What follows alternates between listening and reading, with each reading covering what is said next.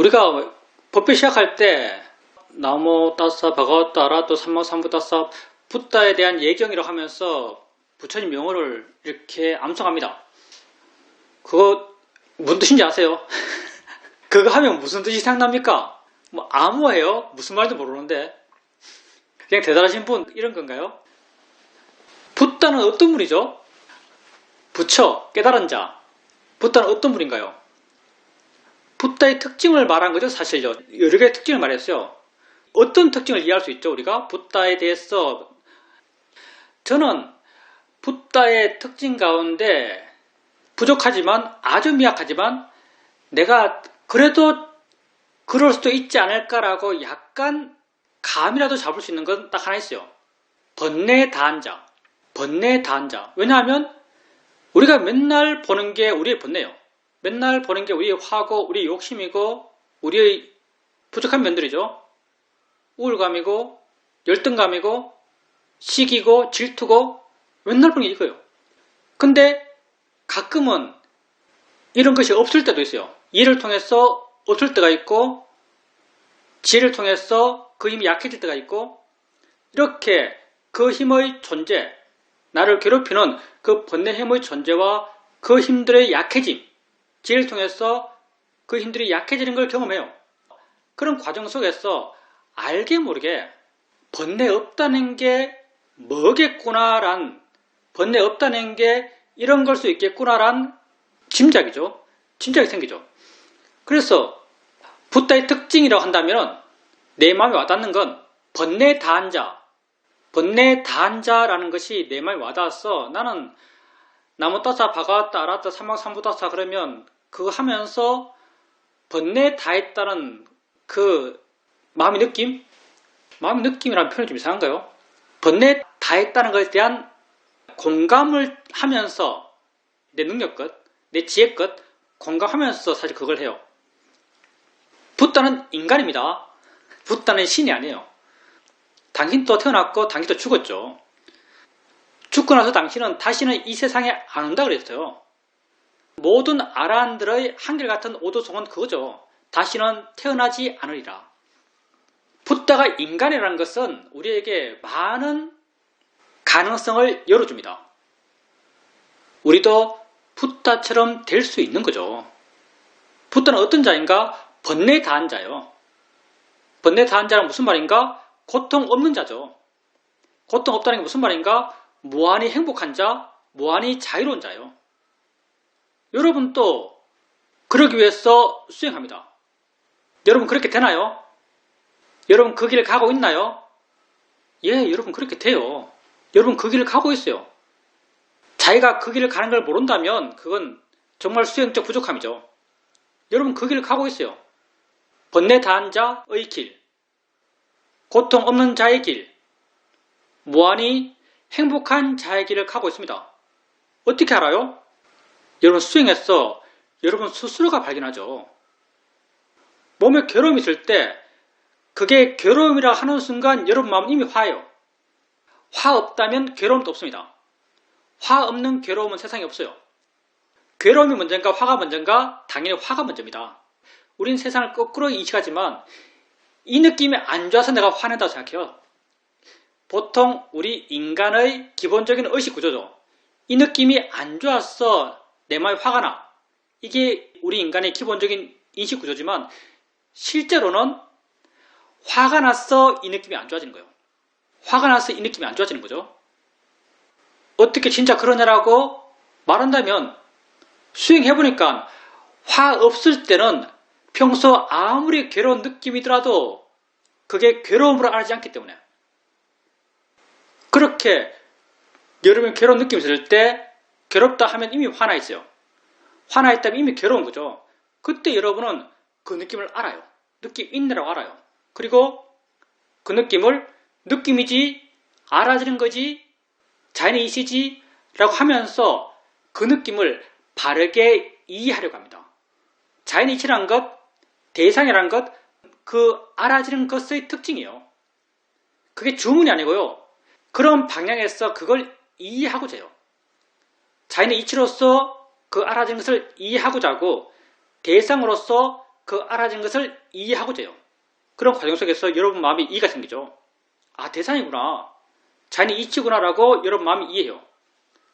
그 이해가 하는 일, 그 지혜가 하는 일의 여러분 마음을 부드럽게 하고 가볍게 하고 물러나게 하고 자유롭게 하죠. 그렇게 마음이 가벼워지고 부드러워지고 물러나고 자유로워져요. 이런 마음의 변화의 방향, 이런 마음의 변화의 방향이 붓다가 같은 길이죠. 인간으로서 붓다가 같은 길이에요. 고통 없는 자의 길, 무한히 자유로운 자의 길, 무한히 행복한 자의 길이죠. 그걸 여러분도 하고 있고 여러분도 가고 있습니다. 누구나 갈 수 있는 길입니다. 붓다 당시 때 붓다 제자들이 얼마나 어리석었겠어요. 인간의 지능은 언어가 그걸 대변하죠. 사실은 인간이 똑똑해지면 똑똑해질수록 더 많은 단어를 써요. 붓다 당시 때 사람들이 단어 몇 개 썼겠어요. 대부분 다 문명이었고요. 단어가 작다면 생각도 단순했을 거예요. 지금 기준으로서는 굉장히 어리석었겠죠. 그런 사람들이 할 수 있는 수행이에요. 그런 사람들에게 가르쳐진 수행이죠. 지금 그걸 우리가 하고 있어요. 그러니 여러분 다 하면 되는 수행입니다. 하는 건 쉬워요. 근데 잘하는 건 어렵죠. 여러분 수행을 잘해야겠어요? 수행을 해야겠어요? 여러분 수행을 해야 합니다. 잘하려고 하지 마세요. 우리 수행을 지혜명상이라고 합니다. 우리 수행을 지혜명상이라고 해요. 여러분이 지혜명상을 바르게 잘하고 있다는 걸 어떤 식으로 확인할 수 있을까요? 여러분이 수행을 바르게 잘하고 있다는 것을 어떤 식으로 확인할 수 있을까요? 여러분이 그냥 피상적으로 생각하기에 옛날에는 이 상황에서 화가 났는데 수행하고 나니까 이 상황에서 화가 안 나네. 이렇게 수행적 효과를 확인할 것처럼 생각합니다. 근데 실제 안 그래요. 옛날에 그 상황에서 화가 났다면 지금 또 그 상황에서 화가 납니다. 지금도 그 상황에 화가 나요. 그러면 옛날과 지금의 차이가 뭔가? 지금은 화나면 화났다고 알아요. 아는 순간 지의 힘이 약하다면 내가 의지로서 바른 견해를 일으켜주죠. 화내? 마음이지? 지가 하는 거지? 대상이지? 이렇게 지금은 그걸 대상으로 수행해요. 만약에 여러분 지혜가 수승하다면 지혜에 능숙하다면 화 있고 화 아는 순간 이미 마음은 화로부터 물러나 있어요. 지혜도 마음이에요. 조건 되면 지가 스스로 있어요. 수행에 익숙해지면 익숙해질수록 지혜 있게 할 수 있는 조건은 더 힘이 강해지고 그 조건이 스스로 있게 되죠. 그래서 화 있다고 하는 순간 이미 화로부터 마음이 물러나 있어요. 그렇게 수행하는 것과 수행하지 않는 것이 달라진 거지 삶에서의 반응 자체가 달라지지 않습니다. 반응 자체가 달라지려면 거의 성인이 돼야 돼요. 성인이 된다면 반응 자체가 달라져요. 그렇지만 우리 수준에서 수행하는 과정에 있는 수행자로서 우리 수준에서 우리에게 달라진 것은 수행하는 것과 수행하지 않는 것이 달라졌어요. 그리고 여러분이 정말 화가 났고 화난 순간 그 화를 알고 화를 안 순간 그 화에 대해서 마음이 자연스럽게 물러나서 객관적이 되어 있는 자기를 보면 스스로 느낍니다. 내 삶이 많이 달라졌구나라고 느껴져요. 이게 정말 달라진 삶이에요. 수행하는 것이 달라진 삶이지 수행되는 것이 달라진 삶이 아니에요. 수행에 능숙해지려 하십시오. 수행의 목적은 오직 수행하는 거예요. 수행의 목적은 수행 잘하는 게 아니에요. 수행의 목적은 오직 수행하는 겁니다. 저번 법회에서 내가 지혜는 이렇게 생깁니다라고 여러분에게 말했어요. 대상을 가볍게 알아가고 자유롭게 알아가고 수동적으로 알아가고 무의지로 알아가고 이렇게 수행하는 마음이 좋아졌어? 아는가 묻고 아는 마음을 알아가고 실제는 법을 알아가고 실제는 법은 알면 알수록 더 관심이 생기고 그 관심 에너지가 물음표의 에너지고 관심의 에너지를 갖고 있는 대상을 끊임없이 반항하니까 점점 이 에너지가 강해지고 이 에너지가 강해졌을 때 어느 아주 우연한 경우에 단순한 삶의 체험에서 이 에너지가 확 터지면서 어떤 암들이 확인난다. 이렇게 말했어요. 이런 말을 듣고 오직 지혜는 꼭 이런 스타일의 이런 형식의 지혜만 있다라고 생각할까 싶어서 다시 한번 말씀드리겠습니다. 수행에서 지혜가 나는 방식은 두 가지예요. 사실 원래는 한 가지겠지만 우리 느낌상 두 가지예요. 지혜 난 순간 지혜 났다는 게 내게 아주 분명히 알아지는 케이스. 이게 내가 저번 시간에 설명했던 케이스죠. 그냥 확 알아져요. 난 이 표현을 그냥 확 알아진다 이 표현이에요. 이렇게 확 알아지고 그 알게 돼서 내 마음에 분명 확신이 생기고 내가 알았다라고 스스로 알고 그 알을 통해서 내 마음이 확 바뀌어요. 내 마음이 그냥 레벨 1에서 레벨 10으로 순간 수직이동해요. 이렇게 내 마음이 확 좋아졌다는 걸 내가 스스로 압니다. 그래서 내게 지혜 났다는 것이 내게 분명히 알아지죠. 이런 경우가 있어요. 근데 이것보다 훨씬 많은 경우는요. 그냥 알아가고 알아처럼 이어지게 해나가고 자연의 이차 대상이야 바른견을 일으키고 또 알아가고 그런 과정 속에서 나도 모르게 마음이 좋아지고 나도 모르게 마음의 균형이 맞고 그 균형 속에서 나도 모르게 지혜가 생깁니다. 나도 모르게 마음이 이해해요. 우리가 기초 소형 법문을 할 때 아는가 묻고 아는가 확인하고 아는가 묻고 아는가 확인해 가다 보면 마음이 스스로 조금씩 어떻게 아는 마음을 알아쯤 해야 하는지 어떻게 아는 마음에 대해서 관심을 가져야 하는지를 이해한다 이렇게 말했어요. 이건 내가 어떻게 관심을 가져야 하는지 내가 어떻게 알아차림 해야 하는지를 명료하게 이해하는 게 아니에요. 해 나가다 보면 조금씩 마음 스스로가 이해 나고 난 그 이해에 있을 때 그 이해를 명료하게 캐치하지 못해요. 그냥 과정 속에서 지혜가 조금 생겨나는 겁니다. 수행의 과정에서 이렇게 지혜가 생기는 것이 훨씬 더 많은 비중을 차지해요. 그렇기 때문에 여러분이 수행해 나가면서 그렇게 표현하자면 불같은 지혜, 중국에서 도노라고 표현하는 몰로 깨닫는다라고 표현하는 그런 형태의 지혜가 안 생겼다 해서 지혜 없다라고 생각하지 마세요. 여러분이 바르게 수행한다면 바르게 여러분 자신에 관심을 갖고 여러분 자신을 알아간다면 여러분이 알든 모르든 지혜는 생겨납니다. 왜? 우리 마음이 원래 그렇게 생겼어요. 우리 마음이 원래 그렇게 조건 지어져 있어요. 계속 알아가면 이해가 생깁니다. 내가 이해를 생기게 하는 게 아니에요. 세상 사람들은 뭘 이해한다 그러면 책 찾아보고 암기하고 다른 거 찾아보고 맞춰보고 사유하고 논리를 전개하고 계산하고 그래서 이해한다고 말하겠죠. 근데 수행에서 이해는 통찰지라고 하는 것은 전혀 그렇잖아요. 자기를 계속 알아가다 보면 자기에 대한 이해는 저절로 생깁니다. 이해 생길 수 있는 마음의 조건이 자연스럽게 저절로 맞춰지기 때문이에요. 그렇기 때문에 여러분이 수행해 가면서 자기에게 지혜 생긴 걸 알든지 모르든지 여러분 모두의 마음의 조건이 그러하기 때문에 바르게 수행하면 이해는 반드시 생겨요. 그리고 이렇게 자연스럽게 조금씩 생기는 그런 이해들은 나중에 확인돼요. 나중에 아주 우연한 기회에 자기에게 그런 이해가 있다는 게 확인돼요.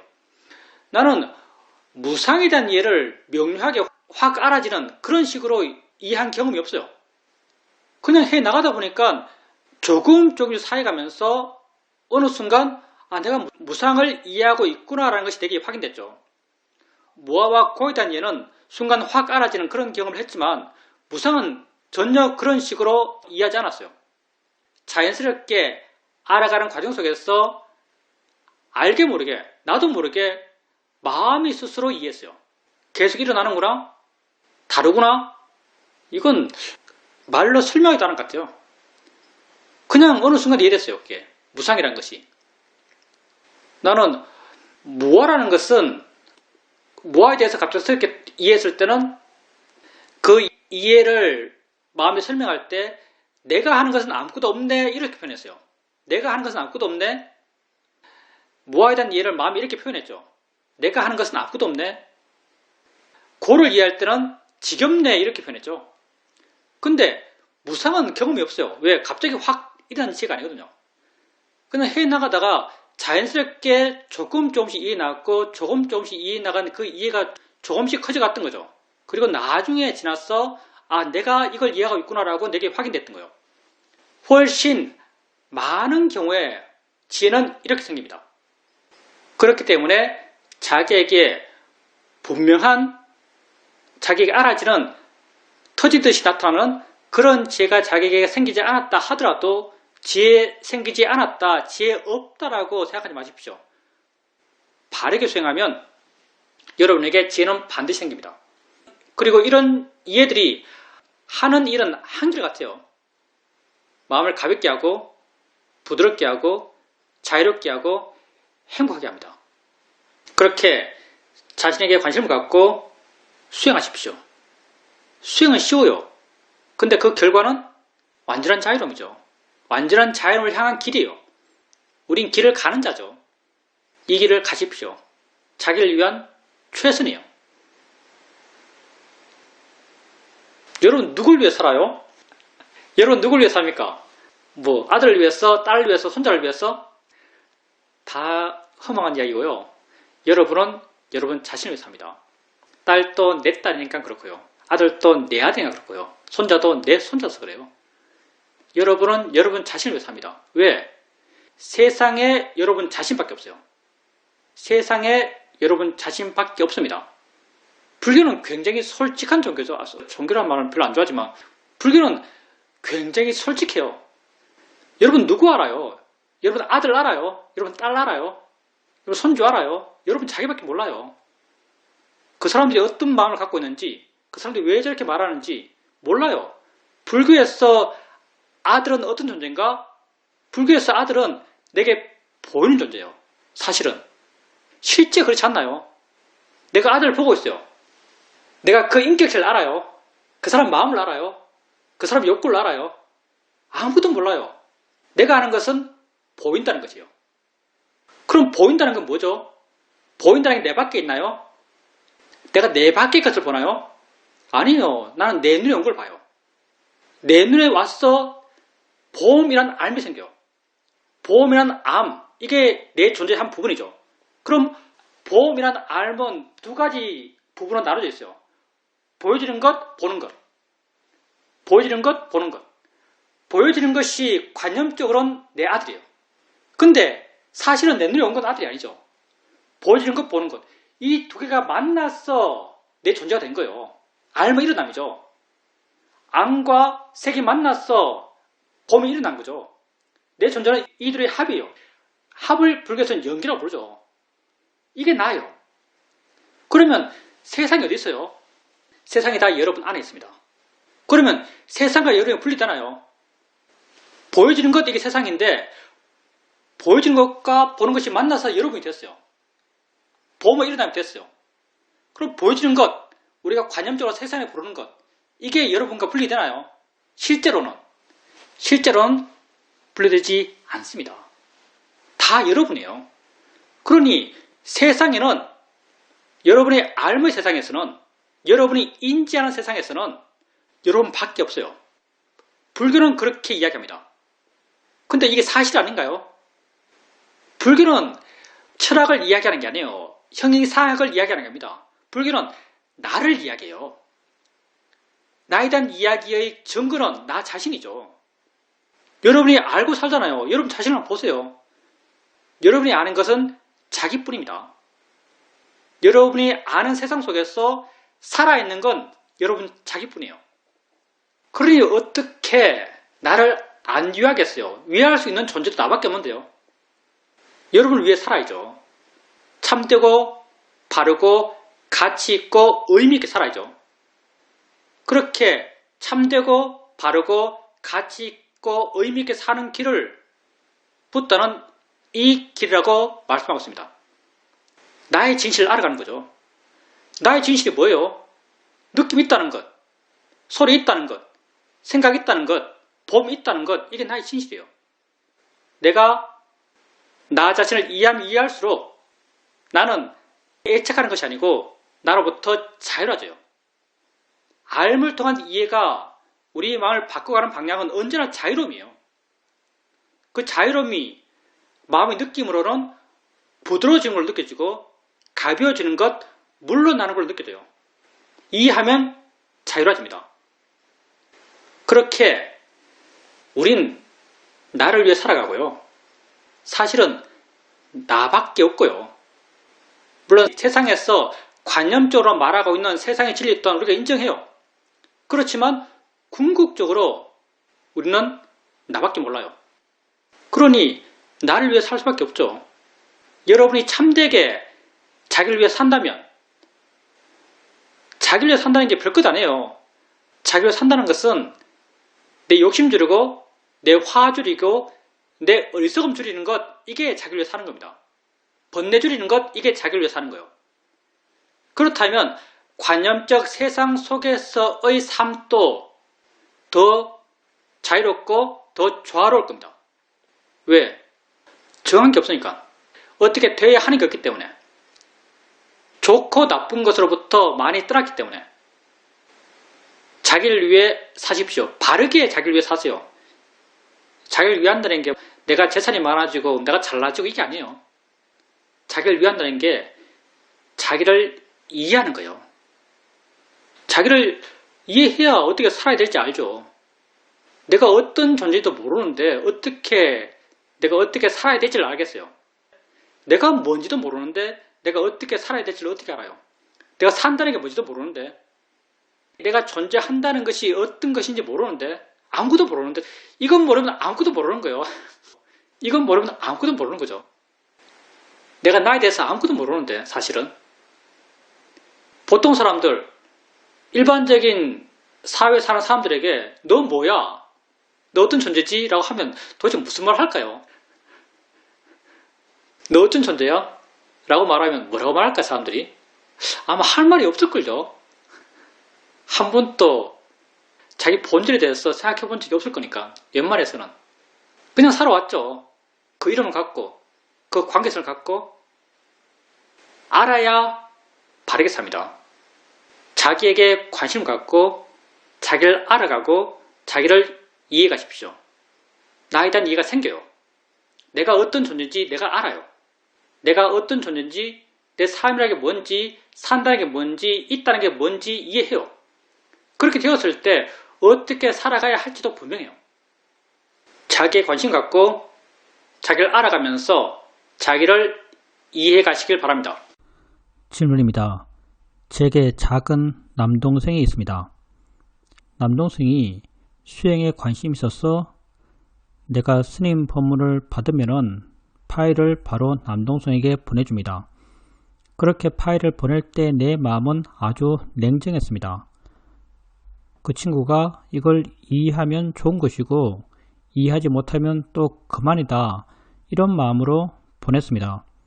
그리고 카톡으로 뭘 물어보면 그냥 내가 아는 만큼 가볍게 대답해주는 그렇게 대했습니다. 그런데 얼마 전에 연락이 왔는데 이제 좀 진지하게 이 수행을 알아가고 이 수행을 했으면 좋겠다라고 했습니다. 그래서 통화를 하게 되는데 통화를 하면서 내가 하는 말 속에 아주 강한 나라고 하는 에너지가 있다는 걸 알 수 있었습니다. 뭔가 설득하려고 그러고 내 쪽으로 끌고 오려고 하는 그런 마음의 느낌이 강하게 들었습니다. 이게 욕심이고 바르지 않은 것이었습니다. 삶 속에서 무수한 상황 속에서 내가 드러나고 바르지 않은 마음으로 삶의 상황을 대처한다는 것을 또 한 번 발견하게 됩니다. 어떤 말을 했다, 어떤 내용의 말을 했다, 이건 사실 문제가 안 돼요. 중요한 건 수행자님이 그 말을 할 때 마음 상태가 중요한 것이고요. 수행자님이 바른 마음으로 그런 말을 했다면은 그게 어떤 내용이 되었든 문제가 전혀 안 되죠. 수행자님이 옳다고 안 것을 말했다면 전혀 문제가 안 되죠. 수행자님 스스로가 수행을 하고 있고 수행 실천을 하고 있고 수행 실천에 대해서 이해가 있고 왜 하는지 어떻게 하는지 그 목적과 의미가 뭔지를 이해하고 있다면, 그리고 거기에 대해서 옳다고 스스로 알아서 알고 있는 걸 이야기한다면 그 문제가 안 되죠. 근데 알고 있는 걸 이야기할 때도 그 중심이 내게 있다면, 상대가 물었어요. 상대가 이게 뭐예요? 라고 물었어요. 근데 난 거기에 대해서 분명한 내 견해가 있어요. 내 견해가 있어서 나는 그가 물었기 때문에 그 물음에 대해서 이런 식으로 말해주는 것이 옳다라고 생각해서 그런 식으로 말을 해요.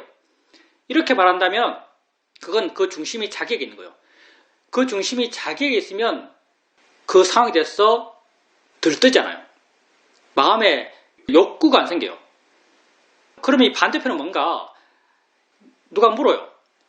물론 나는 그런 경험이 있고 거기다 이해가 있고 옳다고 내 스스로 믿고 있어요. 근데 중심이 상대에 가 있어요. 상대에 가 있어서 나는 상대를 설득하려고 그래요. 상대를 이해시키려고 그래요. 그리고 상대에게 알게 하고자 해요. 알게 하고 싶어요. 그러면 마음이 들뜨죠.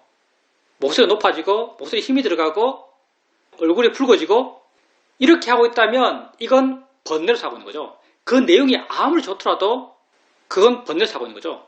그러니 수행자님이 그런 내용의 말을 했다는 것, 그건 바르다 그러다고 할 수 있는 판단이 그가 못 되고요. 수행자님이 어떤 마음으로 했는가, 중심이 자기에게 있으면서 말했는가. 사실 자기에게 있으면 말하면요, 수행하면서 말할 수 있어요. 그게 곧 수행하면서 말하는 거죠. 중심이 자기에게 있으면서 말했는가, 아니면 중심이 타인에게 있으면서 말했는가. 자기에게 있으면서 말했다면 타인의 반응에 대해서 크게 신경 쓰지 않았을 거예요. 근데 상대에게 중심을 두면서 말했다면 상대의 반응 하나하나에 계속 신경이 쓰였을 거예요. 상대의 반응에 대해서 수행자님이 많이 반응했을 거고, 그 반응이 번뇌이고 번뇌가 고통이죠. 그러니 번뇌 없이 살겠다, 이건 안 될 일이고요. 번뇌 있더라도 수행하면서 살겠다는 것은 하면 익숙해지고 하면 할 수 있어요. 그래서 다음에는 그런 마음으로 하지 말아야지 라고 해서 될 일이 아니고요. 왜냐하면 세상에 부여한 의미가 예전에 살아있기 때문에 다음에 그것 할 때 수행하면서 해야지 라는 것은 마음이 굳건하다면 그렇게 수행하면서 할 수 있습니다. 그게 우리가 할 수 있는 최선이에요. 다음에는 수행하면서 그런 말을 해보십시오. 질문입니다. 핸드폰을 상황 따라서 써도 된다라고 오픈시키니까 마음에 핸드폰을 쓰고자 하는 욕구가 아주 강해졌습니다.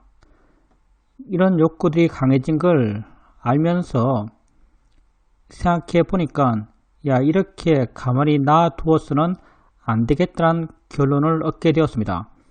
그래서 개로서 교리로서 그것을 통제하고자 합니다. 우선 개로서 핸드폰을 쓰지 않겠다라고 결심했고 그걸 실천하고 있습니다. 그리고 쓰고 싶은 마음이 생기면은 그 마음을 보겠다라고 결의하고 있습니다. 이렇게 내 마음을 정하고 분명한 태도를 정하게 되니까 재밌게도 마음에 더 이상 핸드폰을 쓰고자 하는 마음도 잘 안 생깁니다. 욕구도 잘 안 생깁니다.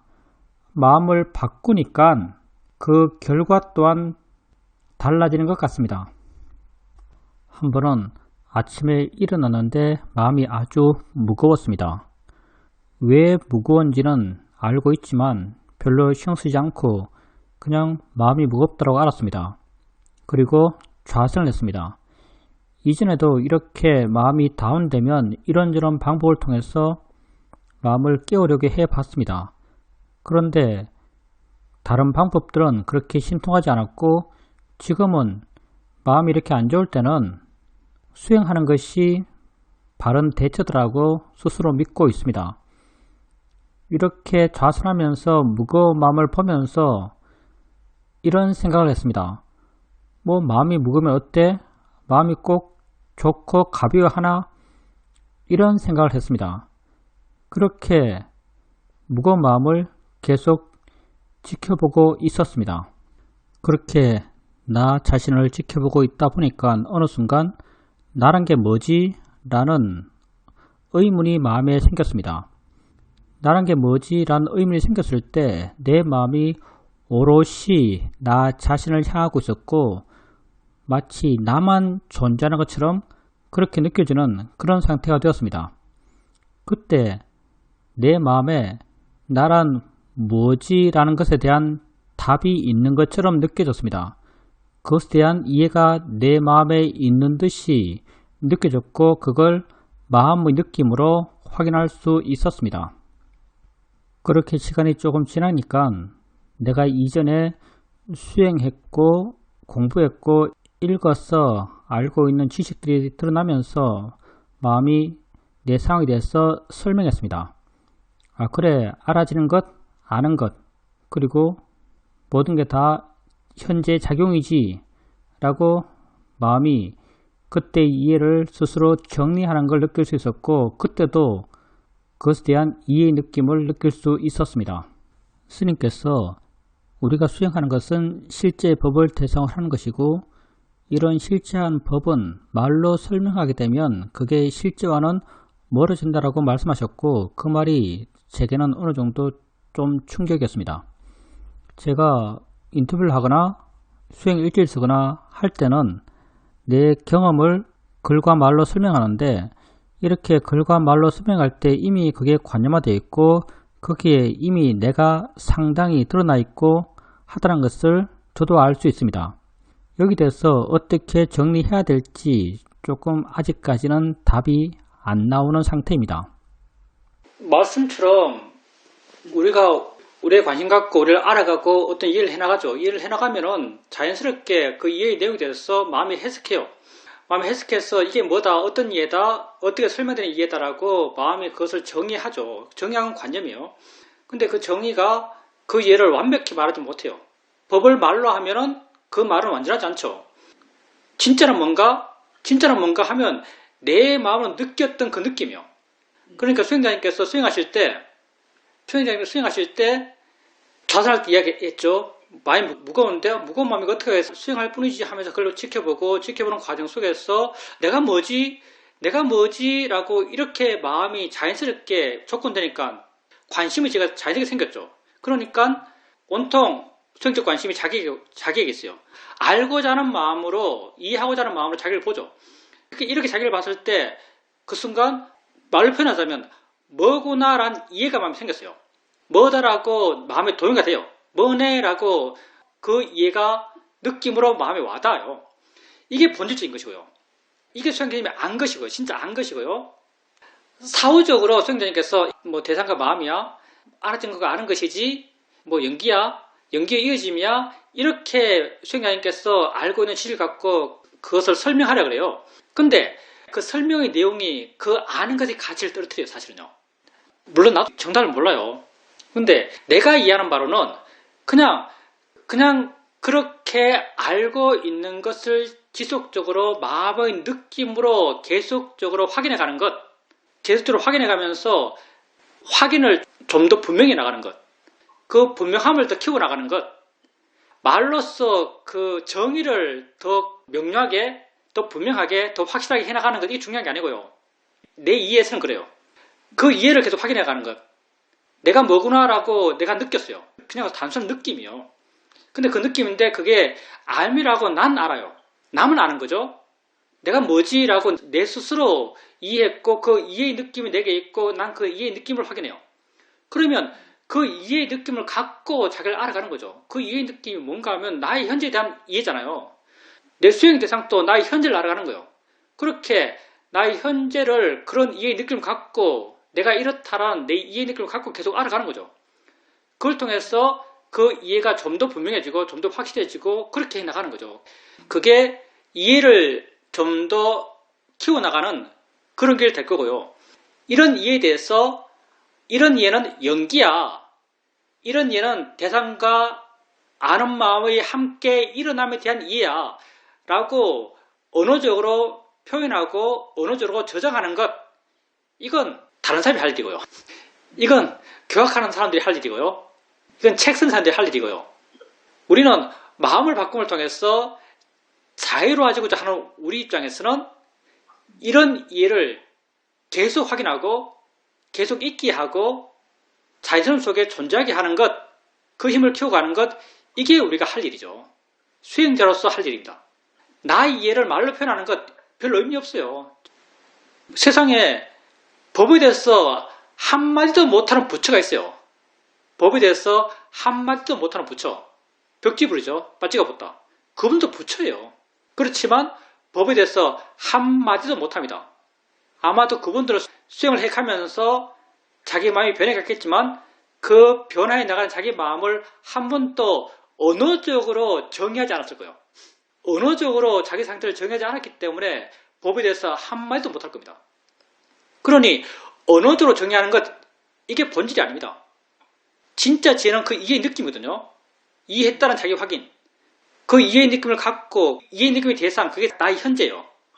그 나의 현재를 지속적으로 확인해가면서 그 이해의 느낌을 갖고 나의 현재를 지속적으로 확인해가는 것, 그 이해의 느낌을 계속 있게 하는 것, 그 힘을 키워가는 것, 그게 수행자님이 해야 될 길이라고 나는 생각합니다. 핸드폰, 그게 사실은 중독이죠, 중독. 보면은, 볼 때는 그렇게 재밌다고 느끼지 않을걸요. 근데 안 보면 손이 가죠. 나도 모르게 손이 가요. 그게 중독이 맞고요. 우리가 그것뿐 아니라 많이 중독돼 있죠. 그걸 가장 거칠게 억제하는 것은 수행님의 말씀처럼 개로 억제하는 겁니다.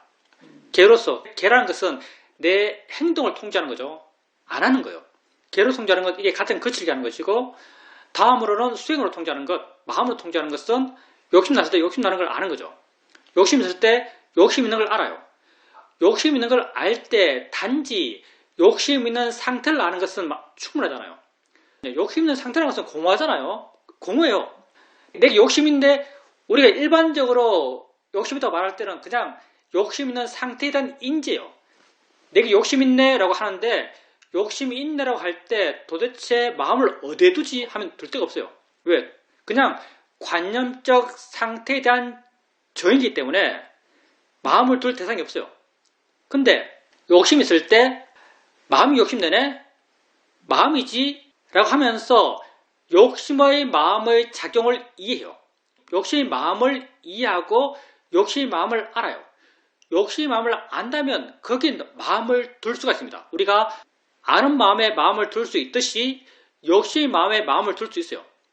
그러면 욕심의 마음에 마음을 두게 되면 어떤 효과가 있는가? 욕심의 마음에 마음을 두게 되면요, 핸드폰의 관념이 약해집니다.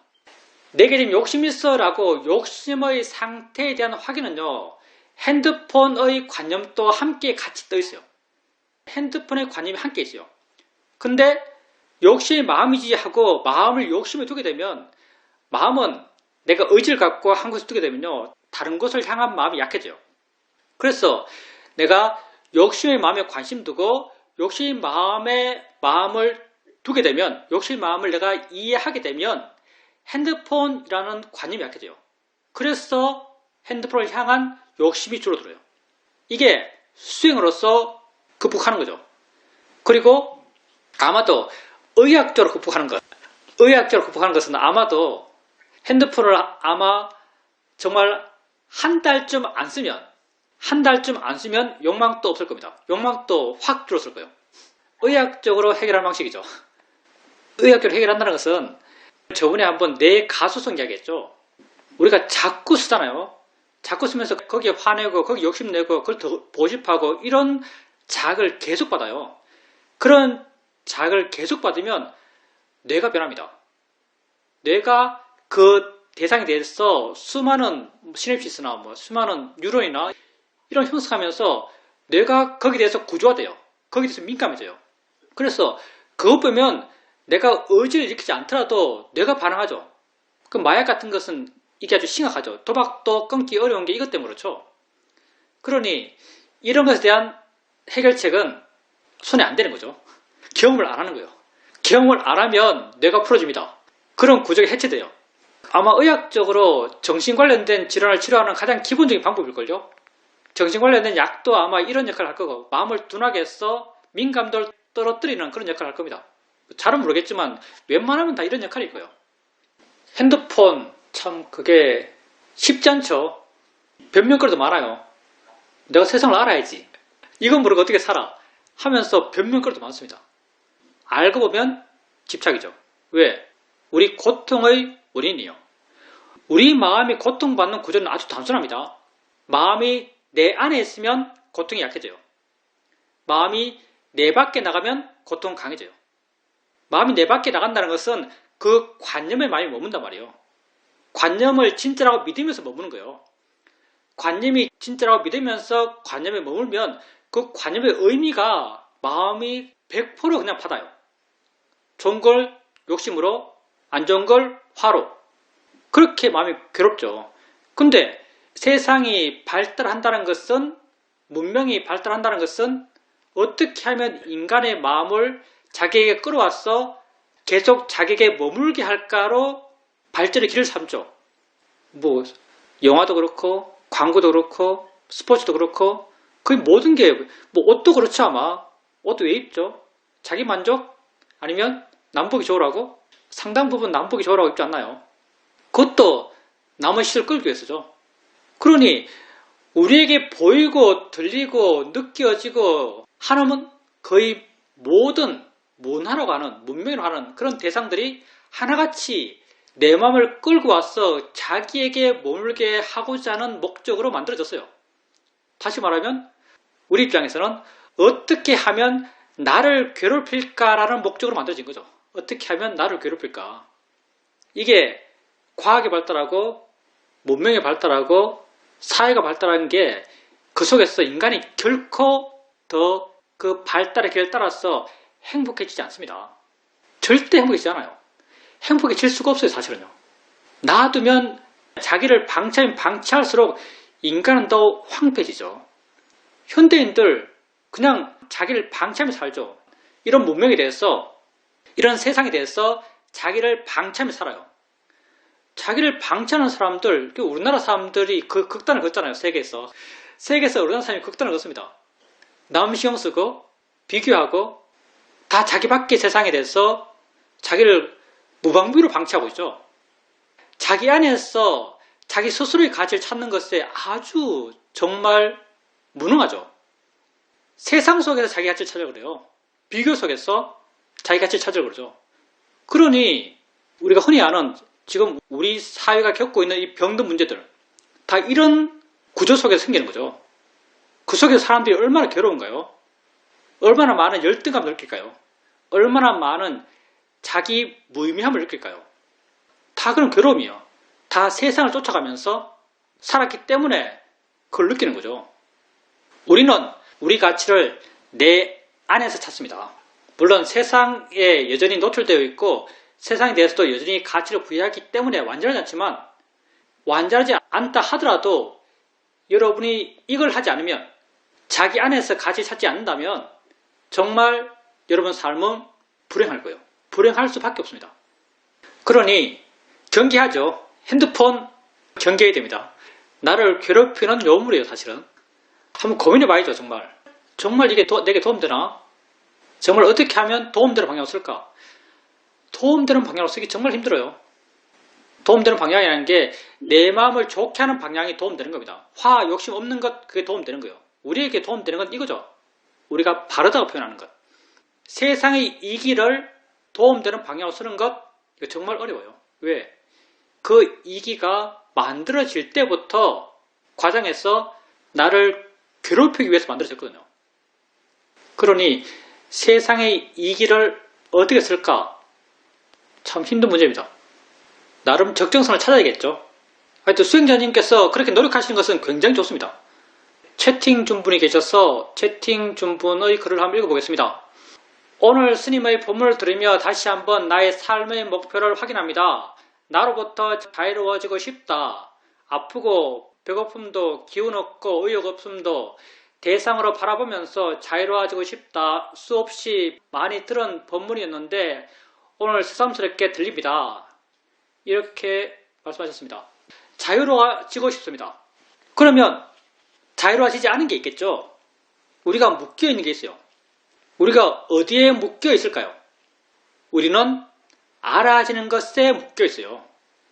화의 마음이 묶여 있는 마음이고 욕심의 마음이 묶여 있는 마음이요. 화는 지 혼자 결코 일어날 수 없습니다. 욕심도 지 혼자 결코 일어날 수 없어요. 알아지는 것이 있기 때문에 알아진 것에 대해서 화가 나고 알아진 것에 대해서 욕심이 나요.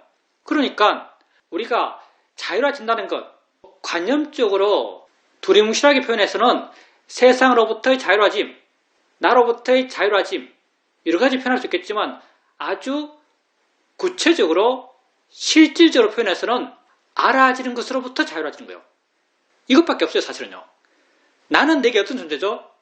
아까 우리가 아들이 내게 어떤 존재인가? 보여진 존재고 들려진 존재라고 말했어요. 그러면 나는 내게 어떤 존재죠? 나도 내게 알아지는 존재입니다. 나도 내게 들려지는 존재예요. 나도 내게 느껴지는 존재예요. 불교는 자기가 이렇게 봐요. 내 몸이 4대라 그러잖아요. 내 몸은 4대로 이루어져 있다. 그럼 4대가 뭔가? 지수화풍. 지는 뭔가? 딱딱하게 알게 하는 성질. 알아지는 거죠. 화는 뭔가? 뜨겁고 차갑게 알아지게 하는 성질. 이것도 알아지는 거죠. 풍은 뭔가? 움직임으로 알아지는 성질. 알아지는 거죠. 수는 뭔가? 뭉쳐짐으로 알아지는 성질. 몸이 뭔가? 다 알아지는 것이요. 마음도 알아지는 것이죠. 화 알아지는 것이고 욕심 알아지는 것이고 아는 마음 알아지는 것이고 그러니 나도 내게 알아지는 것이요. 내가 나 자신에게 묶여있다 하더라도 이건 곧 알아지는 것에 묶여있는 거예요. 그러니 내가 자유로워진다고 말했을 때 무엇에 대해서 자유로워지는가? 알아지는 것에 대해서 자유로워지는 거예요. 그러면 알아지는 것에 대해서 자유로워질 때 어떻게 수행을 통해서 알아지는 것으로부터 자유로워질 수 있는가? 알아지는 것을 알면서 그것을 바르게 이해하려 했을 때 여러분은 알아지는 것으로부터 자유로워질 수 있어요. 몸에 괴로운 느낌이 있을 때 괴로운 느낌, 그게 알아지는 거죠. 괴롭다 한 순간 이미 묶여 있는 거예요. 그때 여러분은 그 느낌에 대해서 느낌일 뿐이지 알아지는 거지 대상이지 이렇게 바르게 보려고 그래요. 그 느낌을 대상으로 알아지는 것으로 이해하려고 그러죠. 그리고 이해가 돼요. 이해가 되었을 때 여러분이 그 느낌에 묶여있던 그 매듭이 약해지죠. 그 약해지는 것이 부드러움으로 물러남으로 가벼워짐으로 여러분이 느껴져요. 이렇게 알아진 것에 대해서 자유로워지는 거죠. 우리가 세상으로부터 자유롭다, 나로부터 자유롭다 그러면 너무 막연하고 너무 거대해 보이지만 실제 세상으로부터의 자유로움이 되었던 나에 대한 자유로움이 되었던 그건 다 알아지는 것으로부터의 자유로움이요. 근데 알아지는 것으로부터의 자유로움, 이런 자유로운 마음, 그건 여러분이 바르게 수행했을 때 형성되는 마음이고 수행을 지속했을 때 커져가는 마음이죠. 여러분이 바르게 수행한다면 이런 자유로운 마음은 커져갈 수밖에 없습니다. 우리 수행은 이것밖에 안 해요. 이 마음을 우리는 우백가의 마음이라고 그러죠. 여러분이 수행한다면 이것밖에 안 합니다. 여러분 삶에 수많은 문제가 있습니다. 그 문제 하나하나를 가져오면 무수하게 많겠죠.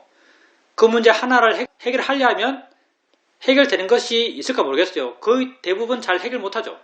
쉽게 해결할 수 있다면 그 문제도 안 되겠죠.